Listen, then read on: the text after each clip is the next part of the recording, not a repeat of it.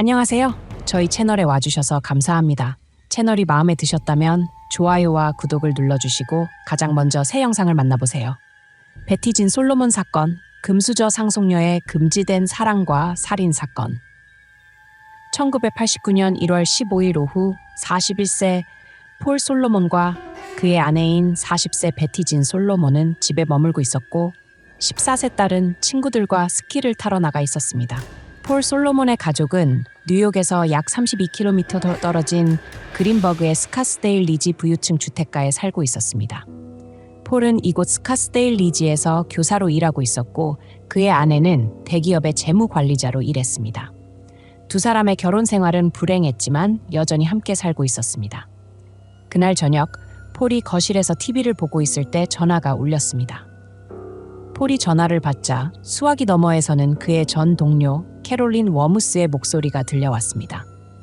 검은 머리와 갈색 눈을 가진 폴은 침착한 성격으로 타인을 매료시키는 매력이 있었습니다.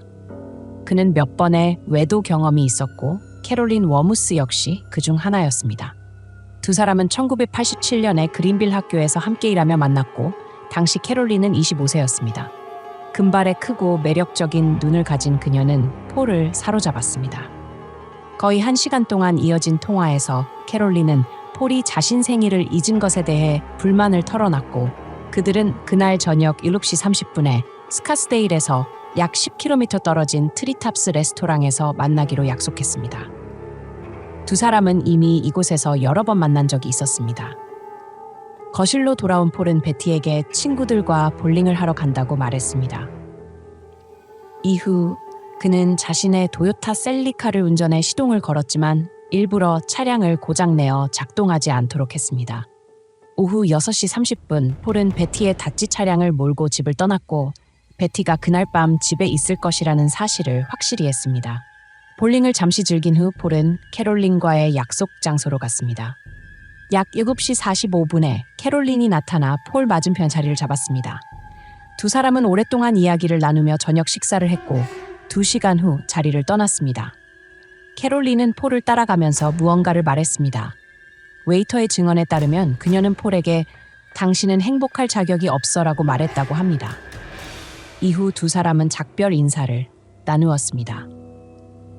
폴은 오후 11시 40분에 집으로 돌아왔습니다. 집에 들어자마자 그는 충격적인 광경을 목격했습니다. 베티가 피투성이가 된 채로 바닥에 쓰러져 있었습니다. 폴은 급히 경찰에 신고했습니다. 경찰이 도착했을 때 폴은 극도로 혼란스러워 보였습니다.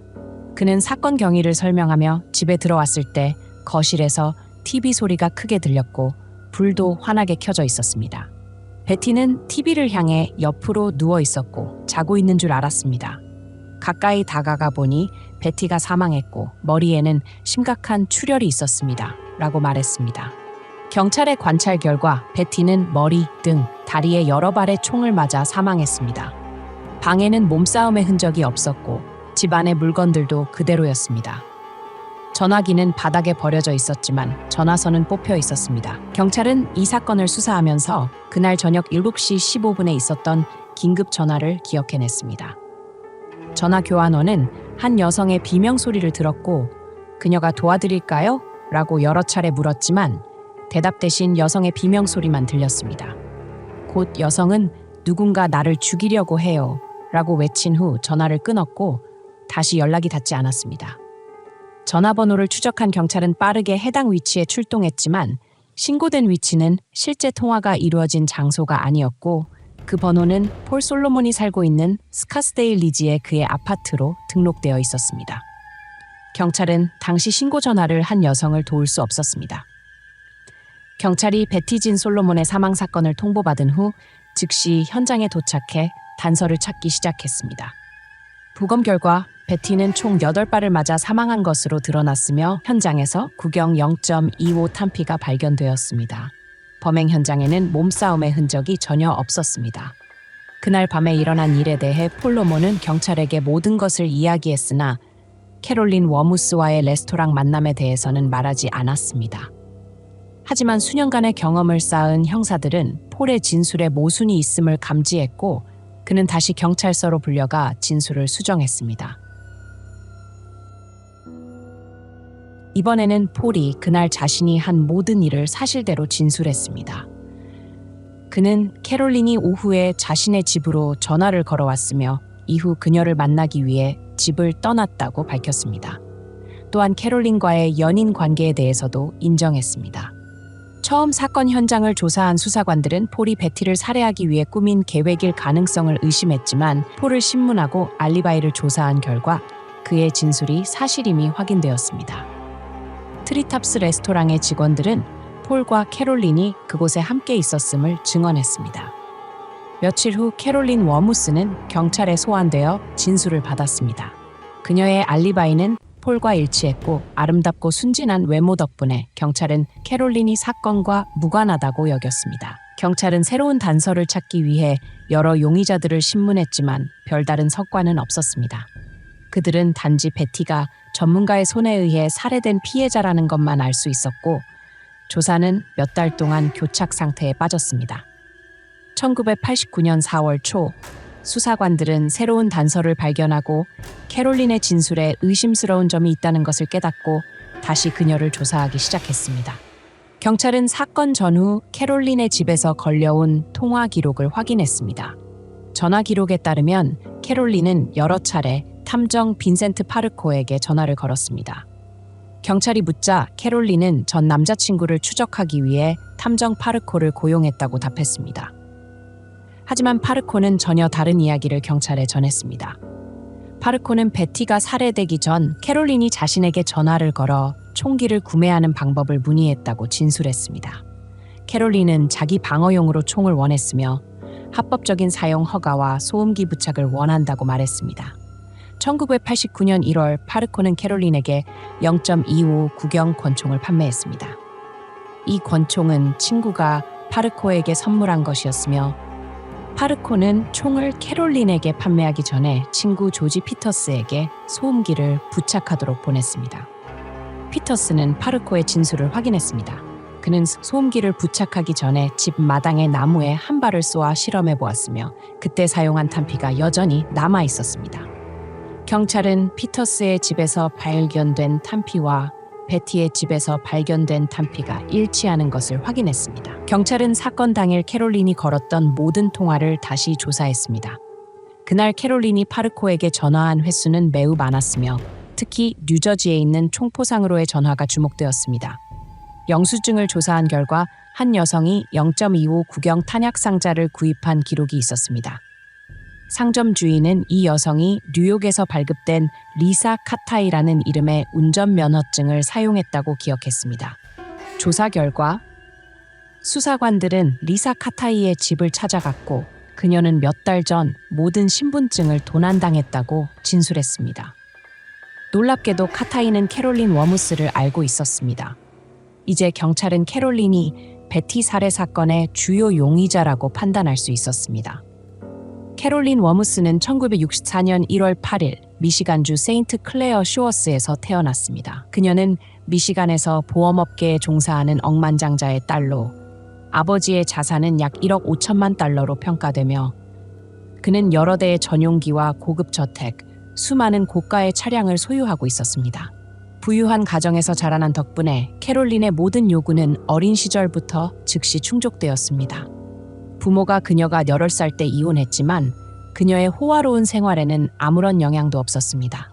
성장한 후 캐롤린은 미시간 대학교에 다녔으며 기혼 남성들과 관계를 맺기 시작했습니다. 그녀는 애인을 몰래 지켜보거나 심지어 탐정을 고용해 그들을 추적하기도 했습니다. 1987년 9월 23세의 캐롤린 워무스는 당시 38세였던 폴 솔로몬을 만났습니다. 폴은 뉴욕 스카스데일에 위치한 그린빌 초등학교의 6학년 교사였습니다. 캐롤린은 고가의 명품 의상을 입은 젊고 매력적인 모습으로 폴을 사로잡았습니다. 그들의 첫 만남 몇 달 후 폴 솔로몬은 캐롤린 워무스와 불륜을 시작했습니다. 의심을 피하고 자주 만날 수 있도록 캐롤린은 솔로몬 가족의 친구 역할을 맡아 폴의 딸에게 고가의 선물을 주거나 외출을 함께하곤 했습니다. 하지만 시간이 흐르면서 폴은 이 관계에 흥미를 잃어갔습니다. 증거를 수집한 경찰은 캐롤린 워무스가 피해자 베티 진 솔로몬의 죽음에 연루되어 있다고 의심했습니다. 이 정보는 뉴욕의 많은 언론에 보도되었고 캐롤린과 폴 솔로몬의 비정상적인 관계에 초점이 맞춰졌습니다. 1990년 1월 웨스트체스터에서 배심원이 구성되어 베티 살인 사건을 심리하기로 했습니다. 2월 2일 캐롤린은 살인 혐의로 기소되었고 체포영장이 발부되었습니다. 보석금은 $25만 책정되었고 캐롤린은 웨스트체스터 구치소에 구금되어 조사를 기다리게 되었습니다. 첫 법정 출석 때 캐롤린은 비싼 초미니 드레스와 매혹적인 모습으로 등장해 법정을 혼란스럽게 만들었습니다. 그녀의 이런 모습은 몇 달 동안 잡지 표지를 장식했으며 매일 다른 옷을 입고 나타나 마치 살인 피고인이 아닌 패션쇼에 참가하는 것처럼 보였습니다. 재판 준비는 몇 달이 걸렸습니다. 제임스 맥게카티 검사가 이끄는 검찰팀은 캐롤린의 아버지가 유명한 백만장자라는 점에서 오는 압박에도 불구하고 확실한 증거를 확보하기 위해 증인 진술을 철저히 검토하고 여러 차례 재인터뷰를 진행했습니다. 맥카티는 동료들의 신뢰를 받는 경험 많은 검사로 피고 측 변호사로 미국에서 유명한 데이비드 루이스가 나선 만큼 철저한 준비가 필요를 알고 있었습니다. 재판은 1991년 1월 14일에 공식적으로 열렸고 많은 예상치 못한 사건들이 발생했습니다. 재판에서 검찰은 캐롤린 워무스가 베티를 살해한 범인이라는 증거로 폴 솔로몬과 캐롤린의 관계, 탐정 프라코에게 총기를 구매한 사실, 캐롤린이 친구의 신분증을 훔쳐 탄약을 구매한 점 등을 제시했습니다. 이에 맞서 캐롤린의 변호사 데이비드 루이스는 여러 반박 논리를 펼치며 주장에 허점이 있다고 지적했습니다. 1991년 2월 7일 폴 솔로몬이 증인으로 법정에 나왔습니다. 변호사 루이스는 폴의 진술에 초점을 맞췄습니다. 폴의 여러 외도 관계가 드러나면서 캐롤린이 아닌 폴에게 모든 관심이 쏠렸습니다. 폴은 베티와 이혼할 의도가 없었음을 강조했지만 법정에 있던 많은 사람들은 폴의 불륜이 아내를 살해할 동기가 될 수 있다고 생각했습니다. 증인으로 나온 또 다른 사람은 탐정 빈센트 파르코였습니다. 파르코는 캐롤린이 여러 차례 자신에게 총기를 요청했다고 증언했으며 당시 캐롤린이 살던 지역에서 잇따른 절도로 인해 자기 방어용 무기가 필요하다고 했다고 전했습니다. 사건 당시 폴의 집으로 걸려온 긴급 전화를 받은 교환원 린다 비안도 법정에 출석했습니다. 비안의 증언에 따르면 사건 당시 오후 7시 15분에 한 여성이 누군가 나를 죽이려 한다며 비명을 질렀다고 했습니다.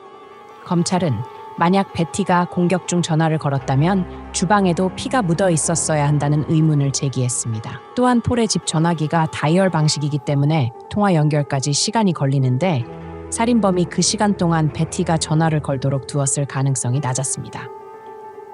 이로부터 당시 전화를 건 사람이 캐롤린일 수 있다는 가설이 제기되었습니다. 캐롤린이 폴과 만남을 주도한 만큼 폴이 집에 없다는 사실을 알고 있던 캐롤린이 범행을 저질렀을 가능성이 컸습니다.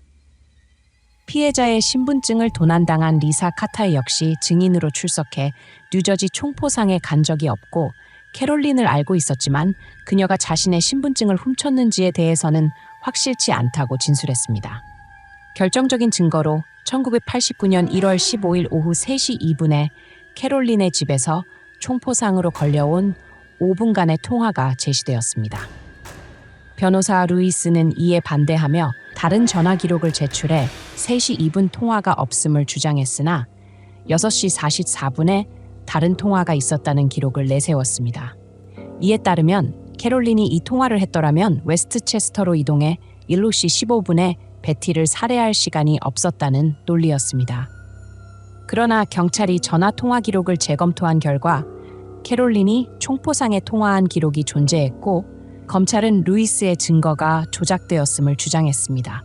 결론을 내리기 어려운 상황에서 재판은 추가 조사를 위해 일시 중단되었습니다. 1년 후 두 번째 재판이 열렸고 검찰은 이전 재판에서 캐롤린 린의 변호사 측이란 증거가 조작되었음을 입증했습니다.